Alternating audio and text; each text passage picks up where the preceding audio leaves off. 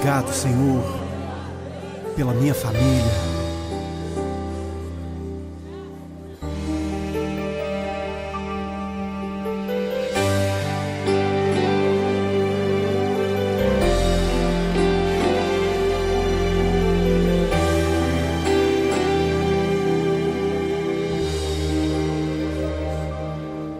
Te agradeço pela minha família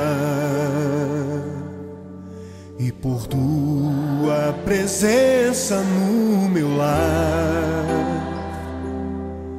Te agradeço pelo pão de cada dia que o Senhor nunca deixou faltar. Te agradeço pela nossa harmonia.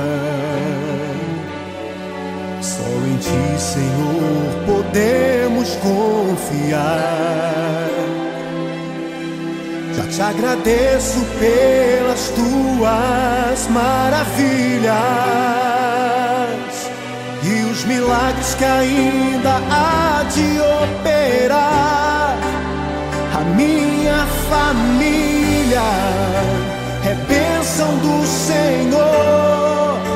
Me ensina a tratar minha família com amor.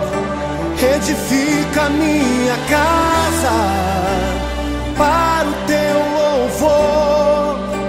A minha família é um presente do Senhor.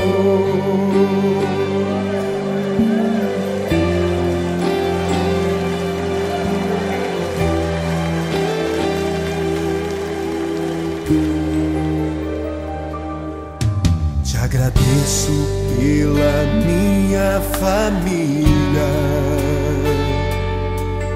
e por Tua presença no meu lar. Te agradeço pelo pão de cada dia que o Senhor nunca deixou faltar. Te agradeço pela nossa harmonia. Só em Ti, Senhor, podemos confiar. Já te agradeço pelas Tuas maravilhas e os milagres que ainda há de operar. A minha família é bênção do Senhor. Me ensina a tratar minha família com amor. Edifica minha casa para o Teu louvor. A minha família é um presente do Senhor. A minha família é bênção do Senhor. Me ensina a tratar minha família com amor. Edifica minha casa para o Teu louvor.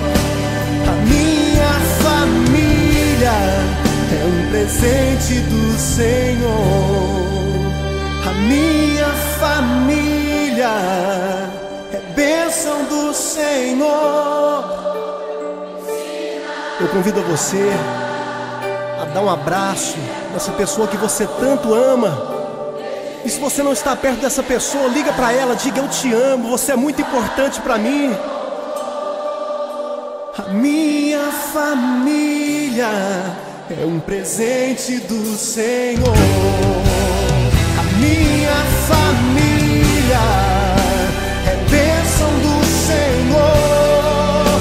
Me ensina a tratar minha família com amor. Edifica minha casa para o Teu louvor. A minha família é um presente do Senhor.